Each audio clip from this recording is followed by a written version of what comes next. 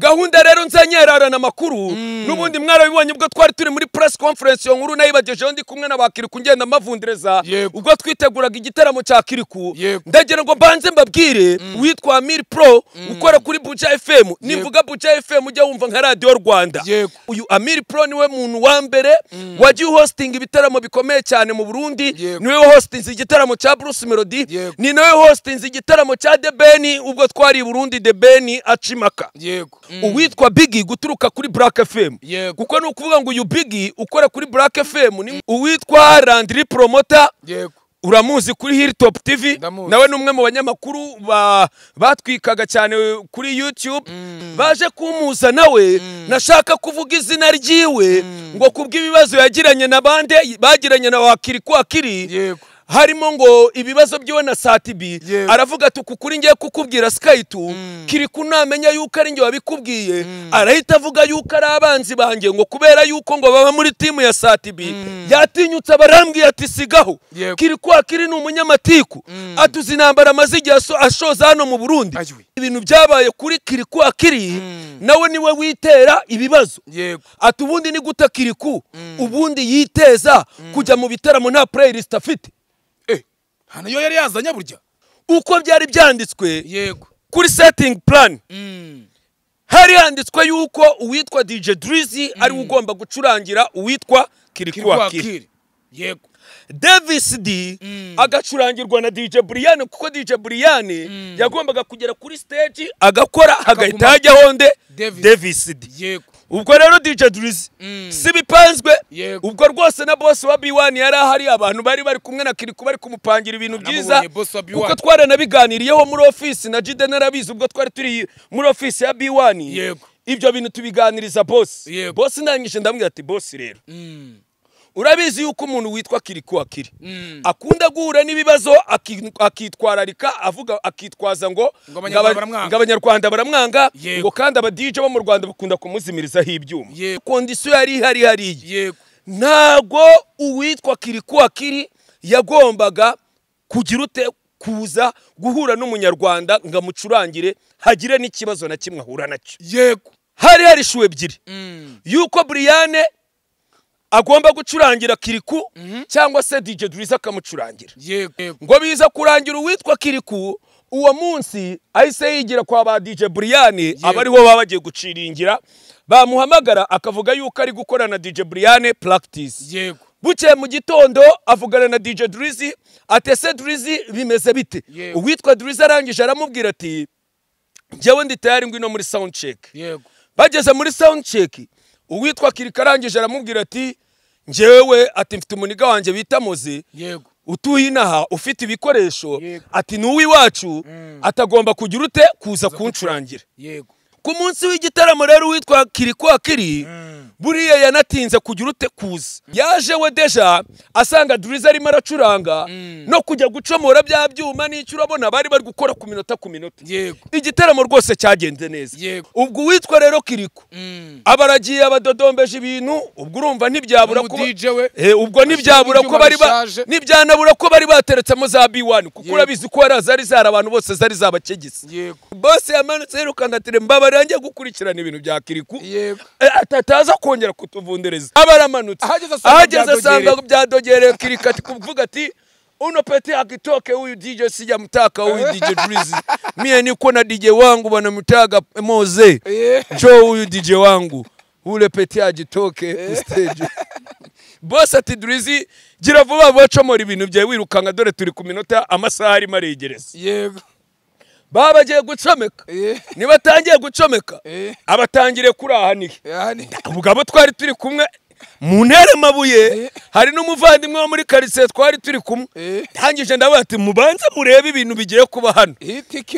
abatangiye ari kuri aha ni bore ya mbere kabisi bigenze neza iya kabiri nkajya numva ibintu biri gukurashinga navuga ati wabona buri ari kugira ibintu nabandi gukeka nibyo nawe waba uri gukeka oya ntabyo gukeka ahubwo inkuru n'impamo uyu munsi wa none iyi tariki ya none intore z'umurenge wa Nduba ndetse na timu ya Wabagaye uyu munsi turi kwifuriza umubyeyi wacu His Excellency Paul Kagame isabukuru nziza zimubwira ati papa wacu ugira isabukuru nziza turagukunda cyane gahunda ni ku gipfunsi gahunda ni ku gipfunsi wagwa gahunda ubu twiyesheje agaciro turi kumena aho twari hari kure cyane twatangiye dukorera ababosi none ubu turikorera imishinga iri imbere waduhaye igihugu cyiza gifite isuku n'umutekano azi nk'urubyiruko imbaraga z'igihugu ndizera yuko amakosa twatangiriyeho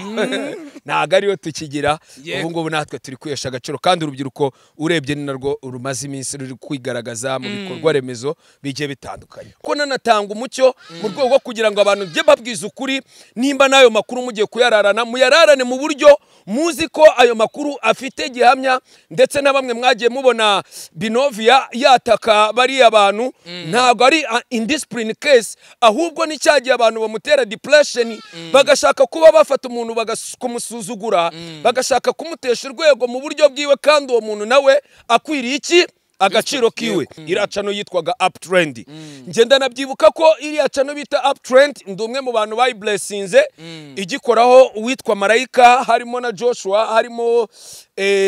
n'uyu mu manager wa Neo Bosco w'iyi minsi ni Petit Frere ufite mukuru wiwe wakoraga kuri kunyarwanda.com nyuma yuko avuze ko iyo kamera ari Binovia uyifite amakuru yangezeho Binovia ahita amamagara arambwira ati muvandimwe ko ibi bintu nabikubwiye ukaba ubizi ko aba bantu bamaye kamera kandi twaranandikiranye mbigenze gute amaze gutaha ejo bundi nabwo aho kugira ngo azakurikiranira ikirego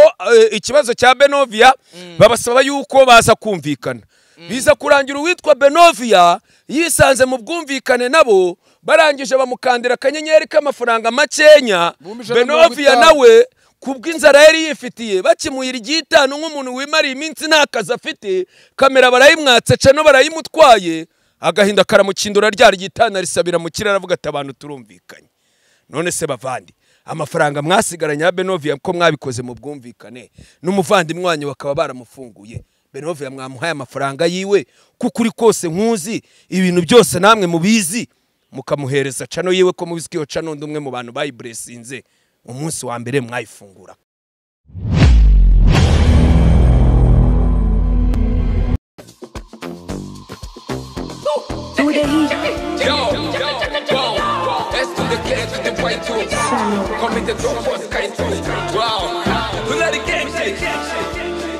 Yes, of course, come to Binovia Cafe, of course, King of West Ambassador Fab coming as mtoto wabutamwana ngenda tukative tutravoka buti nyirubwite avineshe ku majikonda avuzwe amubyeshe bibere hit yo terezuba iticuti y'ababoss intijwi ry'aba diaspora ntingejwi abandi kakajko pandemic in the city mwuzukuru urajama food shop umwana w'umugore imbaraga z'igihugu kandi zubaka vuba nyitaho parere nyito speaker agacoka ketse ko bagiye gukotwa Mr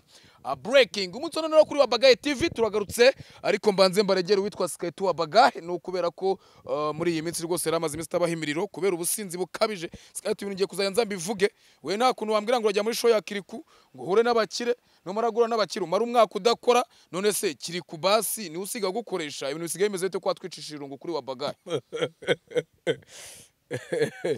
ubundi iso nta kwanga kwita nabi ndabibonye buri utese iso nta kwanga akwita nabi yego impamvu iryo ni ijambo ngemba ngomba gusubiza buriya isko iya kwanga akwita izina ryose ashaka niyo mpamvu rero ngewe imyaka maze rero ntajya numva yuko umuntu ashobora kuba yamvugaho ibintu adafite amakuru ndamwihorera ahubwo ngo bakwisahirwa basenga siko yakwisa n'abakwitahirwa basenga oya ni wowe utangiye kunyita amazina y'amanyitirano ariko buriya wemere kuba wavuga ibyo ushaka ko buriya umuntu urigenga kandi buranemera yuko iyo utazi gahunda z'umuntu za buri munsi icyo ukora ugura ka papier kora ugashyiraho ubundi ibintu bikarushaho kugenda neza ukamubwira ko tumaze iminsi ne tutaprodinga kubera ikihe kibazo ari ibintu byinshi umuntu aba arimo aragenda akurikirana buriya umuntu agira family issues ziba zigiye zitandukanye umuntu atabamenya kandi ntago ibintu byose rero bituma umuntu ashobora kuba atakoze akazi byose ari uko wenda ari uko yanze akazi cyangwa se ari ibindi umuntu ahura n'ibibazo bigiye bitandukanye mu buzima bwa buri munsi. Niyo mpamvu rero iyo udafite amakuru umuntu utaramuhamagaye utaramuvugishije biba ari ngombwa yuko icyo gihe ugura ka papekora ugashyiraho cyangwa ka supagura. None iyo bavuze ngo biravugwa ko nta kintu cyaba kivugwa kuri ngewe kubera ko ubusinzi bukabije. Oya nta businzi bukabije kuko ngewe nta muntu nsangira nawe. Ngewe nananyweye n'inzoga ni uburenganzira bwanjye kuko ndazamamaza ndanabihemberwa. Yego. Edaheri kuzinywa zinanyishyurira kuzinywa nanazamamaza ni uburenganzira bwanjye. Urumva yuko rero ngewe ibyo nta kibazo biba bimbwiye. I don't give a shit. Pfa kuba ngewe nta muntu ubuzi byanjye. Bundi ngewe nararirimbye ngo uzanyita ibyo ushaka sindya iwawe simbi wawe. Ubwo ibyo wamvugaho byose rero ngewe ntarya iwawe narari wawe. No fuck. Mu ngofero y'umuryango ngira ngo ni ku gipfunsi y'umutuku mu ibara ry'umutuku. Gahunda ni ku gipfunsi ariko none kuri rinete z'umukara kuri Chanete rwose ngo nta cyambara ngo bya bintu ngo bimwe by'ibikarito. Oya bira bintu bitera kanseri. Ngamadongo ngo yavuye gasiga original bitera kanseri. Yego mu mwambaro wa B1 jean ndetse n'ipantaro yiganjemo amabara y'umutuku ndetse n'umweru ndetse n'umukara.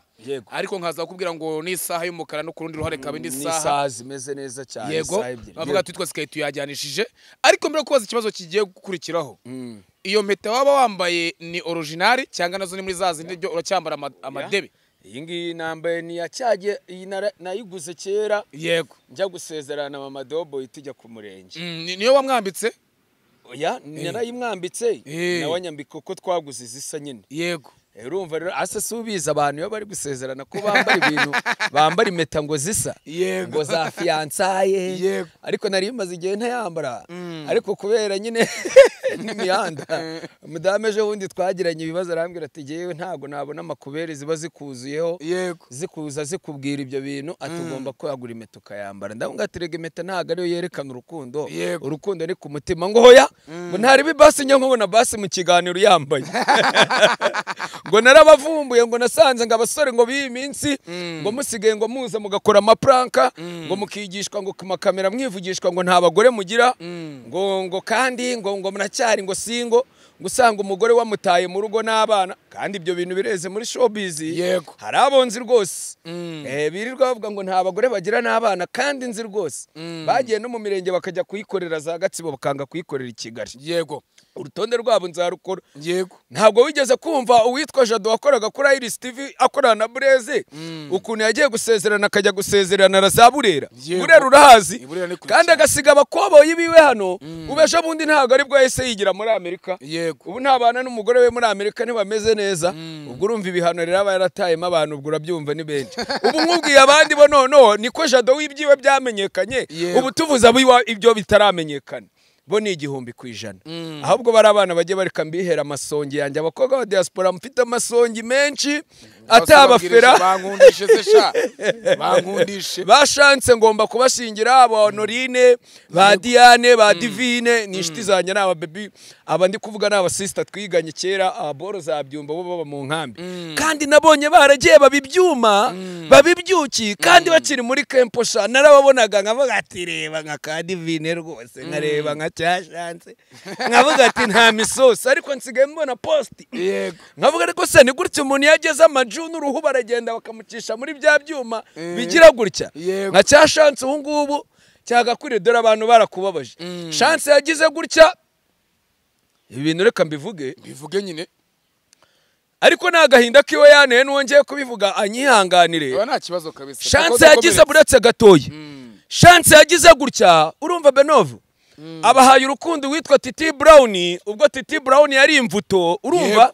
barakundana ibintu byose akajya bimumenyera ibintu byose akabimumenyera bukiye ngo buryo ngo chance yaje kwisanga ngasanga uwitwa ngo rwose ngo nyambo yara muriye gapapu nyabyo burya ngo chance afite depression iri kumukindurira muri leta zunze ubumwe za Amerika ngo hejuru yuko yizeye uwitwa Titi Brown akamuha urukundo ngo bikarangira ngo uwitwa Titi amubwiye ati ndi kumwe n'umwana wanjye w'inzobe ayiwe ngo disinga icyari bibibi ngo gihinduka umwemwe amarira neza Sky tu shatse kuvuga ko buriya umuntu bita Nyambo yariye gapapu chance yibere muri leta zunze ubumwe za cyane kuko Titi yakundanaga na Chance since day one. Bikundanira Chance abahehe aba muri Amerika. Urumva barakundana rero titavuye imvuto akimara kuza avugana na Sheri aramubwira ati shu ibintu nibimeze neza nyeneye kujya mu mvumo nziza ubuzima bugahinduka ibintu uwitwa Chance rwose biza kurangira agiye kubona yibonera uwitwa Titi rwose ari kumwe na Besto bibereye mu mazi bari kwibera ahantu hari utunyoni. None se ubwo Titi ntabwo yabarabaye bihemo ku mwanya none nekereza ko byanga byakura ibintu byakunda kubaho ugasanga ubeshya umukobwa urukundo umuri y'ibiceri cyangwa se akweretse urukundo umure n'amaturu ejo ukamujugunya kandi ibyo bibaho mu rubyiruko bibaho rwose ya biraneze kubera ko jewe impamvu bino mba mbivuze ni ukubera yuko ibi bintu birasanzwe ibintu bisanzwe bibaho cyane ngabakobwa ba diaspora byo rwose bamwe bagiye banabimbwira na benshi buretse Chance nkagurika Chance we tuba twaratestora kabimbwira ariko kubera ko Chance ari nishiti yanjye agikundana na Titi yajyaga bimbwira tubiganira akambwira akakundana na Titi akanyereka n'uturetere yamwandikiye ari imvuto yagiye yohereza avuga ati Skype dore rwose ati n'agapapuro na karetere nanditse nari nzi ko kamugezeho ati nkagira ngo kamugezeho ati rwose Sheri nagiye kureba mu kirere mbona rwose inyenyeri kubise mu maso yanjye igihumure kiramfata birangira rwose mbonye uwitwa Nyambo wowe se agahinda ntabwo uzakamutera ntabwo nakamutera Chance nge namufata neza najyana namwoza ibirenge Chance disi niko zebra yifebone ndi nakamwihereye nka zebra yagiye kwa mama ngewe nese ngewe ngese urikora ameze oya nawe uri nka Titi rwose agahinda wakamutera rwose kuko nawe ntago zirama kubera izo mu biziriko n'izindi zose ufite za mu maho nyumvira nese ubwo gwagiye najya muri makubera ifite umwana urimo kunyitaho Waso Benov ubu wabasha kuzajya uganira n'umwana saa sita z'ijoro ariko uzi ukuntu ba Titi Brown bagigiraga saa sita z'ijoro ni ukuvuga ngo wowe ukunda show kandi uko ngo bari abasheri baba diaspora hari amasaha agera urumva ukabona baragurutse reba nka mushuti wacu Lionel ntabwo wajya kubona turi kumwe mu kabari turi kumwe agacupa ukabona mu minota ingahe akabara tashye ruborose agahita agaruka avuye kuvugana na Sheri we ntabwo bira wabibasha we twamaze kwivanga turi kumwe no Lionel yakomezaga kubona icyangwa abahagaze kumbi Lionel afite umugabo mu diaspora soon as possible ahubwo Lionel dushobora no kumubona yibereye n'amajuna ariko ni mu Bufaransa munari nuza wa muniga wacu wundi Mugisha oya Mugisha rega we urumva Mugisha kubera ko nawe ari umwana wa hakurya hariya nawe yakuriye muri Kempo aba umuntu agiye gushaka ni umwana bareranwe kuko we ari no kuri list ari muri Kenya nawe azajya he azerekeza aho bita muri Michigan wazagenda kubera ko umwana mwiza agenda gake Mugisha we n'umwana mwiza we ni ibintu bisanzwe ariko urumva nk'aba Papa Gigi ba Titi aba bagigira bose nyine urumva we Benovia kugira ngo zabibashe birabintu oya biranabibasha nabyiga oya utaza kuza kumbuza kubera ko nuko ngo aba basheri bo muri USA bano bakobwa ba diaspora ukuntu bateye nukuvuga ngo babagendera kuri terms and condition zo kuvuga ati we Benovia turakundana saa saba z'ijoro tuzajya tuba turi tuvugana amasaha 2 si mu nzu yanyishuriye mu nzu nturese njye nakaga kujya gukora ako kazi nabikora nk'akazi nturese abenshi niba bishyura amazu baba barabishyuriye we nanjye se nkeneye kanyishyurira ariko abenshi baba barabishyura amazu tubizi se ako zirazo wakodesha inzu ya 300 nta kazi ugira ukambwira ko amafaranga yakura buri hari ni nkuru ndi kugenda nohoza gake yego nzayikubwira hari inkuru ndi gutohoza nayo yego y'umuntu bita Gapromota n'umuntu bita Meka tuzayisubiraho ubutaha mu ngofero rero nuko nakomeje kwivuga y'umuryango reka wenda wa map dusena nk'abecumbikira ariko none tuza muri gahunda rarana makuru ariko mbere kugira ngo nkwinjize mwandiko rarana makuru yego niyo mpamvu manje guhagarika ikiganiro kuri uyu munota buri munyarwanda wese azi uburyo izuba ryatumurikiye buri munyarwanda wese azi uburyo twabonye umucyo buri munyarwanda wese azi iterambere azi amahoro azi urukundo azi umutekano azi isuku azi u Rwanda rukeye yego azi igihugu kimeze neza azi igihugu akakanya cyatembagamo amaraso uba akakanya kirimo ibyishimo n'umunezero turi muri gahunda ya twirire twinywere yego harya ubwo nubwo twanywa resira nayo iri muri gahunda.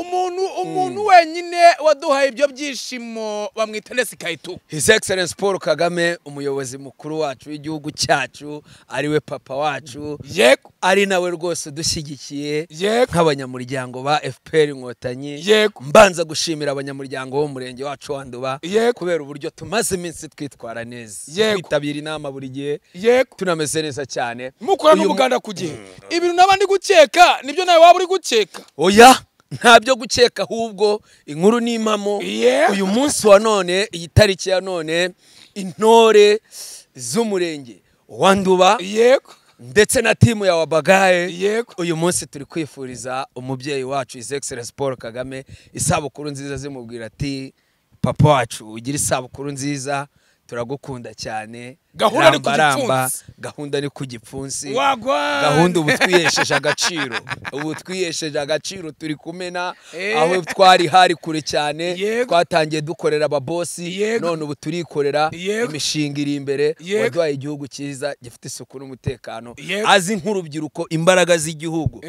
Ndizera yuko amakosa twatangiriyeho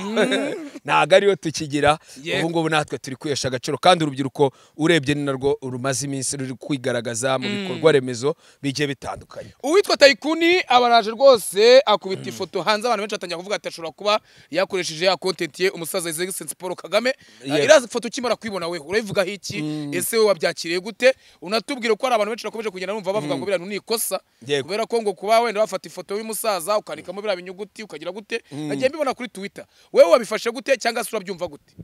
Ntago ndibuze ko ngiye kubifata nka indiscipline case,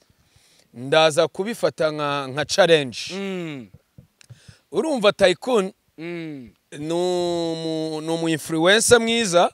akaba n'umu content creator mwiza. Urumva ngiye ntago ndabifata nka indiscipline case, ndabifata nka challenge aba yakoze, cyangwa se mu rwego rwo kugira ngo mvuge gute, reka mbivuge mu buryo bwo gucalenjinga abanyamakuru kugira ngo atange inkuru, noneho bamukorere robbing kugira ngo akomeze avugwe muri industry cyane, atangiriye akore. Ariko we never know, birashoboka yuko umubyeyi wacu ni umubyeyi mwiza, birashoboka yuko sometime nkuko abyifuza bashobora kuzahura akaba yanamukoresha mu buryo bumwe cyangwa se ubundi bitewe n'ibyo azaba yateguye, kuko ni umu content creator mwiza. Deje ugasanga nawe abyifuza guhura nawe nkuko natwe ubwacu twifuza guhura nawe, ariko kumva washaka kugira ngo abishyiremo kime cyane kugira ibyo bintu bibe, ariko byaba ari nabyiza ahuye nawe nkuko nanjye mbyifuza. Ariko nge ndabizi ko tuzahura, kuko ngewe ari umunsi azasura umurenge nk'umuntu ukuriye urubyiruko, mpure nawe tunabiganireho. Reka twifuriza n'amashyari hirwe uwitwa Taikuni Ndahiro, ndetse tunabwira abantu bamo kumutera amabuye rwose bihangane, kubera yuko n'ubundi kuba yagira ibyifuzo cyangwa ibyumviro ntekereza ko atari ikintu gikomeye, ahubwo mwite mvuga ati mwite Kaitu Wabagaye, inkoma amashyi y'igihugu, inspiration of the youth material, special material, inkoma amashyi y'igihugu, Papa Doboy, Papa Skyla, Papa Muceri, Nyamaswa Wahigara Makenga. Mubaze ngo best Kaitu nyuma yuko tumaje kwifuriza umukuru w'igihugu isabukuru nziza, akaba duhagiye igihugu gifite tambarare, ariko bakaba batubwira ikintu kimwe ngo nta makuru, nta cyabaye, nta foto, nta cyabaye. Ariko none ikintu cyambere ni iki? Nta makuru. Benofia, kugira ngo twinjire muri iyi nkuru, before nkuko ngiye nagiye mbibona inkuru yawe, reka bariyo mperaho muri iki kiganiro nanayitangaho umucyo, kubera ko nagiye mbona abantu benshi bagiye bazi inkuru yawe, kubera yuko ubwo twari mu gitaramo cya Kiri cyaka kuza kuninjiramo, bitewe nuko abantu benshi bagiye bambwira ngo Kaitu iyi nkuru yitubwireho, utubwire uko byari bimeze, kuko ni inkuru yatewe inkunga na company ya B1 Gin, kandi urabizi yuko inama yabaye nanjye nyirimo, uko byagenze gute, press conference nari nyirimo, ndetse n'inama na nyuma y'igitaramo nasaga zose ubwo twari turi kumwe na Jidena hamwe na Kirikuwa Kiri twari turi ahantu kuri hoteli ariho ibyo bibazo byose byakemukiye haraza na DJ Drizzy ariko ubwo nari micaye ubwo haje umubouncer hari umubouncer waje aherekeje bamwe mu bahanzi mubona muri video wa droppings out ubwo rero niwe waje arambwira ati Sky ati ninjoro umuvandimwe wa Benovia cyangwa se umupartner wawe mukorana nimugoroba nagiye kumubona ejo bundi mu gitaramo nabonye aza afite saga nyinshi cyane afitanye ibibazo nabari abantu ati Sky ati watubwira kimwe mu bibazo Benovia yaba yarahuye nabyo ayo makuru nimba uyafite ndababwira ati rero amakuru njyewe kuntu nyafite ngomba kuyatambutsaho ariko nitambukira ariko nanatanga umucyo mu rwego rwo kugira ngo abantu bye babwize ukuri nimba nayo makuru mugiye kuyararana muyararane mu buryo muzi ko ayo makuru afite gihamya ndetse na bamwe mwagiye mubona Benovia yataka bari abantu ntago ari indiscipline case ahubwo ni cyagiye abantu bamutera depression bagashaka kuba bafata umuntu bagakumusuzugura bagashaka kumutesha urwego mu buryo bwiwe kandi uwo muntu nawe akwiriye iki agaciro kiwe ibi bintu ngiye gutangira mbabwira abanyarwandakazi mwitabire kira gitaramo mwabonye Benovia kara nagahinda kamucegese before ibi bintu reka mbitangirire A0 ubwo twajyaga ubwo icano yatangiraga yari iya Benovia iracano yitwaga Uptrend ngenda nabyibuka ko iri acano bita Uptrend ndumwe mu bantu bayi blessinze igikoraho uwitwa Marayika harimo na Joshua harimo n'uyu mu manager wa Neo Bosco w'iyi minsi ni Petit Frere ufite mukuru wiwe wakoraga kuri kunyarwanda.com yego anuza nibagize izina ryo kina Frere bamwitaga Selemani mukuru bamwitaga Selemani wakoraga kunyarwanda mu ndirimbo ya Neo Bosco yapyanira ko imwe bagogaga numwe mu bantu bakunda no kugendana nabo iriya cano rero ubwo ngewe twari tuyiriho cano twagiye tuyiganiraho ariko nyuma yaho nza gukurura amakuru biza kurangira uwitwa Joshua mubashije ati se iyi cano kumba mbona hejuru handitse Uptrend munsi akabanditsemo Benovia ibyo bintu bimeze biti nyuma yuko abimbwiye ibyo bintu biza kurangira ngewe nakoreraga cano bita Fly TV ubwo nakoraga cano yitwa The Fly naje kuganira na Benovia ndamubwira ati ariko se Benovia ko dukorana hano kuri The Fly ukaba ubizi kuri inshuti yanjye ukaba uzi kuri umuvandimwe cano warayiriye ni wananyiceza ngungurira igisiga nurangiza nunamfate ngo ndebe ijisho ryiza ngo nanemo n'inkurubindi basi nushaka urarunyirukansa imihanda ya Kigali witwa Benovia arambwira ati rero Sky tukuntu ibintu bimeze iriya cano sinigeze mpabwa amafaranga ahubwo nge nari nifitiye ikibazo cya kamera ngewe ndangije mbahereza cano bamhereza kamera ariko iyo kamera tukaba twarumvikanye inote ya miliyoni ariko nge mwipereza ryanjye nakoze nsanga ngo ni 800 nyuma yuko rero Benovia yambwiye yuko we yahisemo kamera bikaza kurangira niyo kamera already niyo twakoreshaga ku gitangazamakuru bita The Fly TV abantu mutwibuke nge na Kamaro dukora kuri The Fly hano ndi kubabwira amakuru ya nyayo nanatambuka ngira ngo ntanga umucyo no kubandi banyamakuru mutari muzi kuri uko kumeze ubwo nabarizwaga rero kuri The Fly nkorana na Benovia yarambwiye ati burya iyi kamera dukoresha niyo nahaye Uptrend niyo bamuhaye wabagira ute abahereza cano Benovia akimara gutanga cano yiwe ubwo araza twese akazi tugakomereza kuri The Fly mbazanga akazi ka The Fly rero kahagaze gute rero kahagaze gute akazi ka The Fly kaje guhagarara ubwo witwa Benovia uwitwa Joshua umukameramani wa channel bita Uptrend burya ngo ya kamera yari yahaye uwitwa Benovia yari injurano uku nukuri ndi gutanga tugende mu gake gake binavugwa si binavugwa mu byukuri ngewe baza gufata uwitwa Joshua nge nabonaga ari umukameramani ukorera igitangaza makuru kumbi nawe abarizwa muri baba kameramani ngo bagenda bagira ute biba amakamera yego ubwo badusanze mu kabari turi guterekamo inkurubindi turi no kubyina uwo munsi ndanabyibuka twari twabonye n'amafaranga kuri The Fly by the way bari baduhembye tumeze neza ndavuga ati Joshua ni umupeti wakuriye muri quartier nazi umukobwa mu gihe ari kubyina imiziki mbona hari abapeti nabo bo muri quartier nabo bakoraga ibintu byo gushutinga bakora ibintu by'amagitari baramufata baramubwira ati wari umwana wo muri quartier dore waraturaburije wadutwaye kamera duhereze kamera yacu yego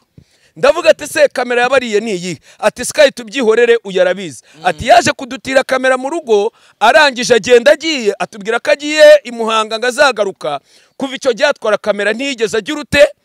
agaruka kumbi ya kamera yari yaba peti wo muri quartier barumuna ba Israeli kuko bose n'abana bo mu batambyi Joshua nawe n'umwana wo mu batambyi na Israeli ura petit frère Samuel nawe n'umwana wo mu batambyi bari bizeranye biza kurangira ya kamera agiye kuyibatira ibyo yayibatiriye ababeshya ngari muhanga ya kamera niyo yagize ute yahaye Benovia biza kurangira atawe muri yombi yisanga muri ribu ubwo bamubazaga ngo kamera y'abandi wayishyize hehe abaravuze ngo ni Benovia uyifite nyuma yuko avuze ko iyo kamera ari Benovia uyifite amakuru yangezeho Benovia ahitamo amagara arambwira ati muvandimwe ko ibi bintu nabikubwiye ukaba ubizi ko aba bantu bamaye kamera kandi twaranandikiranye mbigenze gute Benovia ndamubwira ati ibyo urimo byose nimba uzi ko kuri ribu baguhamagaye fata iyo kamera uyijyane ugende uyitange we Benovia wowe utuze urwego rw'ubugenzacyaha ribu ruzakurikirana iby'iyo kamera yawe ari nako ikirego cyawe kizakomeza kugenda kigira ute gikurikirana uwitwa Joshua sa kwisanga imvuto ashinjwa kamera zigera mu 8 ashinjwa kamera nyinshi biza kurangira natashye amaze gutaha ejo bundi nabwo aho kugira ngo azakurikiranira ikirego ikibazo cya Benovia babasaba yuko baza kumvikana biza kurangira uwitwa Benovia yisanze mu bwumvikane nabo barangije bamukandira akanyenyeri k'amafaranga makenya Benovia nawe kubw'inzara yari yifitiye bakimuyira igitano nk'umuntu wimariye iminsi nta kazi afite kamera barayimwatse cano barayimutwaye agahinda karamukindura ryari gitana risabira mu kirara avuga ati abantu turumvikanye none se bavandi amafaranga mwasigaranye ya Benovia ko mwabikoze mu bwumvikane n'umuvandimwe wanyu bakaba baramufunguye Benovia mwamuhaye amafaranga yiwe kukuri kose nkuzi ibintu byose namwe mubizi mukamuhereza cano yiwe ko mubizikiyo cano ndumwe mu bantu bayiblessinze umunsi wa mbere mwayifunguraga ubwo rero nge nanze umucyo reka none nge nikurikirizeho inkuru yanjye y'umunsi ariko kuza mbabwira ngo uwo mucyo ndawutanze muwumve kandi mu understanding abazi inkuru abatuye Kagugu abatuye ku Gisozi nibinaba ngombwa nzaze ni nkota y'amatuvu kamaro ukuri nawe nakubahereza ndabizi ko muzakonfirma murebe ukuntu Benovia umurebe ijisho ryiza bandeba bitwa ba Jide Shakaye Jide bagiye kwijya muri Leta Zunze Ubumwe za Amerika bakureba ijisho ryiza 350 n'amafaranga menshi yego gahunda rero nzanyerarana amakuru nubundi mwarabibonye ubwo twari turi muri press conference yo nkuru nayibagejeho ndi kumwe n'abakiriku ngenda mavundereza ubwo twiteguraga igitaramo cya Kiriku ndagira ngo mbanze mbabwire iyi nkuru nanayisasire hitana nikomereza nanasimbuka mva mu kiganiro cyangwa se nibiba na ngombwa nyikomeze bitewe n'ibi bintu nje ubwo ni mugoroba narindi kwiganira n'umunyamakuru mukuru witwa Amir Pro ukora kuri Buja FM nivuga Buja FM ujya wumva nka Radio Rwanda ni mugoroba tware twiganiriye ndamubaza Amir Pro bimeze bite kubera ko nukuvuga ko Amir Pro guturuka mu Burundi niwe muntu wari umu MC umeze nka uragurya tubona gurya mu Rwanda dufatara Kinzeyimana kuko nukuvuga ngo yaba televiziyo yaba ibitaramo byose uyu Amir Pro niwe muntu wa mbere wagiye hosting ibitaramo bikomeye cyane mu Burundi niwe hosting igitaramo cya Bruce Melody ni nawe hosting igitaramo cya The Ben ubwo twari i Burundi The Ben acimaka yego ubwo ninza kubivuga ndahita nongeraho n'inshuti ye kadasohoka tware tuganiriyeho bita Axel guturuka muri Burarudi nawe numwe mu bantu bakuriye iki Burarirwa y'u Burundi marketing manager wa Burarirwa yo mu Burundi nkuko twumva Kenzimani muri Skol yego ubwo rero ubwo twamagaraga kuganira namubwiye atari ko muvandimwe ko ari post nabonye ugaragaza kuvuga uburyo Kiriku akiri yaba ngo ibyamubayeho ari ingira kabiri mukerekana yuko ari urwangano ibyo bintu bimeze bite arambwira ati sorry ntabwo nari nabanje kubikurikirana natewe ibibazo na comment nagiye mbona z'abandi bantu n'abantu bari mu Rwanda na comment zatewe n'abarundi abari byo nkuburikiranirwaho ariko sinagira sinamenya amakuru kubera yuko ngewe nari ndi hano mu Bubiligi kandi ayo masaha nari ndi mu kandi kazi kamaboko ngubwo rero ngewe nakurikije iki ibyo abantu bagiye bakora yego cyangwa bagiye bavuga ndangije ubwo mu masaha akurikiye ndiyongoza ndavuga ati uyu nguyu nta makuru ari kuma kuko n'ubundi ntiyari ahari ahubwo reka nibarize uwitwa Biggie guturuka kuri Black FM kuko ni ukuvuga ngo uyu Biggie ukora kuri Black FM ni nk'uko twumva Costin kuri Kiss FM nuvuga ngo nta makuru kwivundi yego y'uburyo bafashe igitaramo cya cyane aba banyamakuru kandi nabo ndi kuvuga barabizi ko nabo n'abantu banje nanashimira Ben kuko niwe watumye mbamenya ni nawe watumye mpura nabo turi hehe turi Burundi yego ngerageza no guhiga uwitwa Landry Promoter yego uramuzi kuri Hilltop TV nawe numwe mu banyamakuru batwikaga cyane kuri YouTube hano i Burundi na Facebook yego urayikoresha cyane inarusha abantu YouTube yego ubwo urumva rero abo bose maze kugenda uko ngenda makora makazi ari nako ngenda mashaka amakuru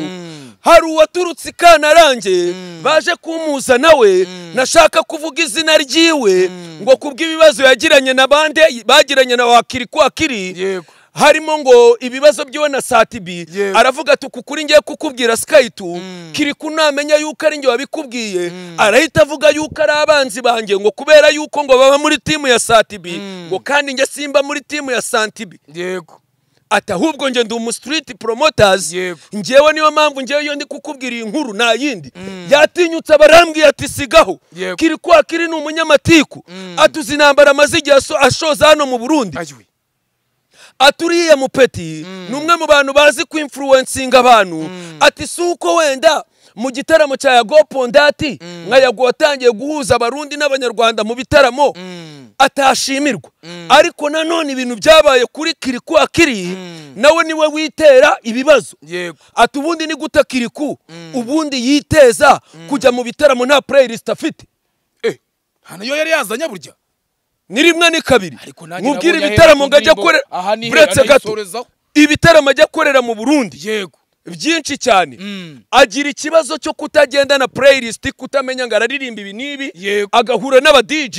ngakora ibintu nk'ibyo ngibyo kuko inkuru y'ukuri nge nshaka kukwihera first of all Benovia ngo abantu bajye banararana amakuru uko byari byanditswe kuri setting plan hari handitswe yuko uwitwa DJ Drizzy ari ugomba gucurangira uwitwa Kiri yego Davis D agacurangirwa na DJ Brian kuko DJ Brian yagombaga kugera kuri stage agakora hagahita hajyaho nde Davis D yego ariko ibintu byapanzwe ko n'ukwanga abahanzi benshi bitewe n'amasaha ya DJ Brian kuko muri kontra ya DJ Brian yaragombaga kubanza kujya gukora ahandi hantu ariko Brian akagomba kubanza ko Brian before yo kugira ngo ajye mu ahandi asanzwe akora afite kontra zo muri weekend yagombaga kubanza akagera ku rubyiniriro agashyushya abantu yamara guhereza agahita hereza umwanya witwa DJ Drizzy DJ Drizzy agakomerezaho na bakiriku ku buryo baza gusoza bahereza umwanya nde uwitwa Kiriku bahereza umwanya Davis yego ubwo rero DJ Drizzy si bipanzwe ubwo rwose na boss wa B1 yari ahari abantu bari kumwe na Kiriku bari kumupangira ibintu byiza kuko twaranabiganiriyeho muri office na Jide narabizi ubwo twari turi muri office ya B1 ibyo bintu tubiganiriza boss ndangije ndambwira ati boss rero urabizi yuko umuntu witwa Kiriku akunda guhura n'ibibazo akitwararika avuga akitwaza ngo abanyarwanda baramwanga ngo kandi aba DJ bo mu Rwanda bakunda kumuzimirizaho ibyuma boss aravuga ati Skytu ibintu byanjye bisetinze neza nta muntu numwe buriya condition yari hariya ntago uwitwa Kiriku yagombaga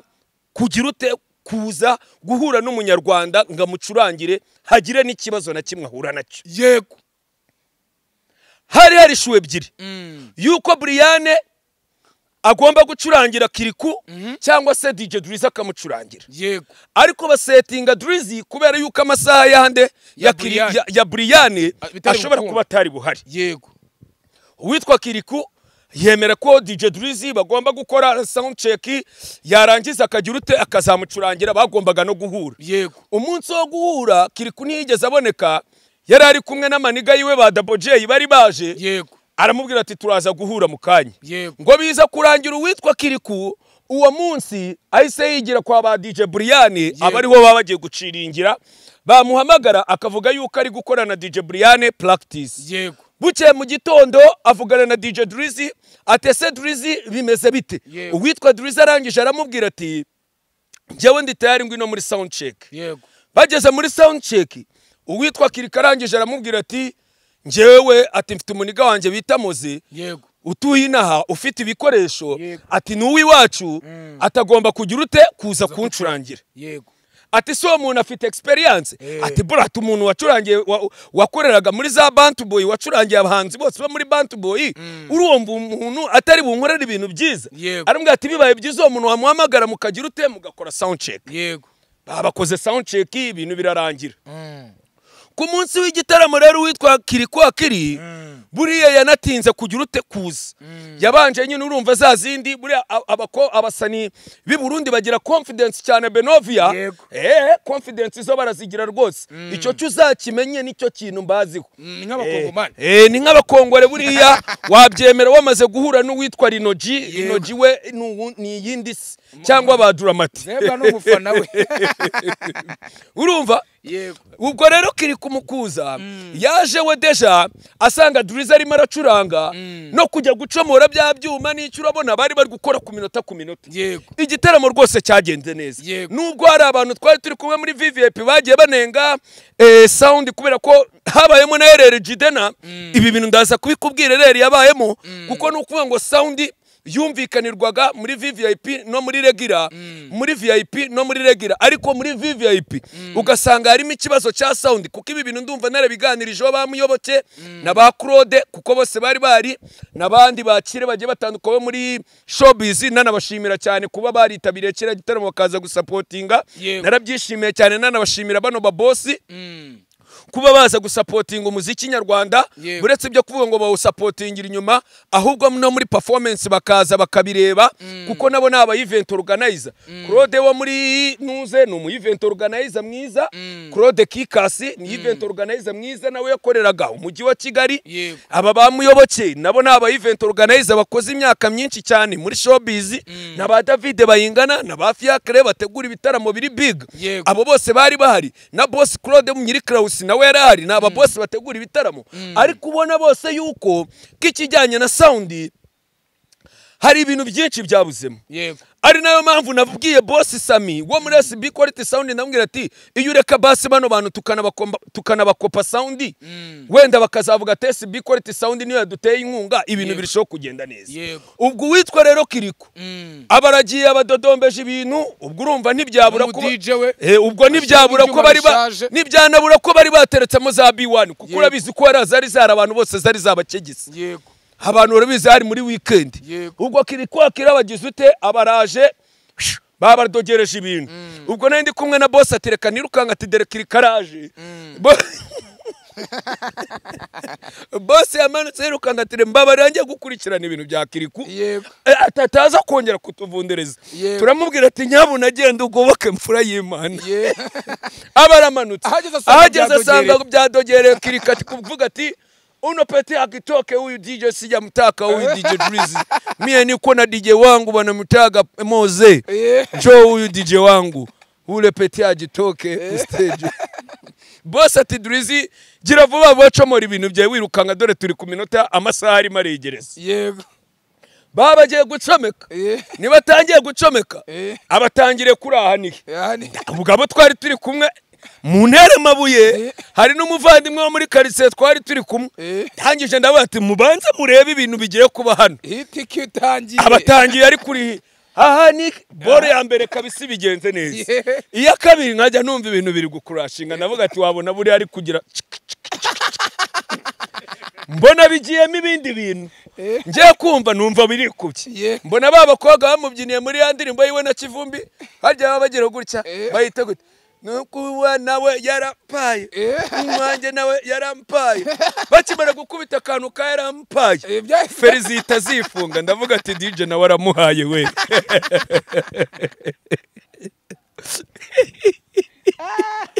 ubwo bikikupa mbona Kiriku ngopi ngo simumenye uwo mwiciro ya kabiri abandi nabataba DJ wabizaniye tuzi cara wiga dere Drizzy ukuntu mu mukuyo mumwirukankana ati buretse abagiye yegera DJ ongea ahani nongera kumva crash bongera basubira n'ukuri we yarampaye rero sha yagendane na yarampaye ibindi nagiye kumva numva ngo Patrick ngo bamukubise amashwari ngo barayimena batwara telefone ngo taranse akoma agose abarundi ni bajya bihishira nagiye kubona mbona Patrick yabaherambo yari yabaherambo mu bisheke ari kwirukanga n'imodoka ngo yamwuriye nk'urira urwego biriya biboro byanyibukije ukuntu Jackie Chan najyaga ndeba filime ziwamenagura abantu yego ubundi hari uwo bita Scott Adkins yego ni muri ebana buriya nawe ni mugufa ariko imigeri yiwe biri mu bireri ngo ziriya boro baba zita za detrone Patrick Adete na Rubingo bamukubise ngo mashwari barayimenagura baragije akubwira ati ubeshye ari gukurura imodoka inshuti yawe ngo piyonika ngo yo noneho ngo ibintu ngo byayibayo ngo umubounce ayikubise ngo yamukubise shot ngo yisanga kuri mana y'isi nijuru gusa igitaramo cyagenze neza ariko witwa Kiri tubabare inshuti yacu ufite ikindi gitaramo yego ejo bundi hamwe na Double J dore hazaba harimo basoshomura yego hazaba harimo ba Nasoni Soliste yego reka nkubwize ukuri Fireman Veyo dukeneye yuko kuri incuro utazongera kuduteza abarundi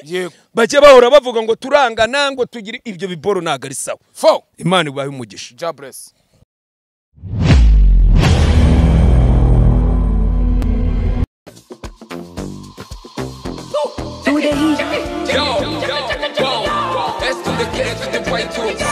Come in the door for Sky 2. Wow.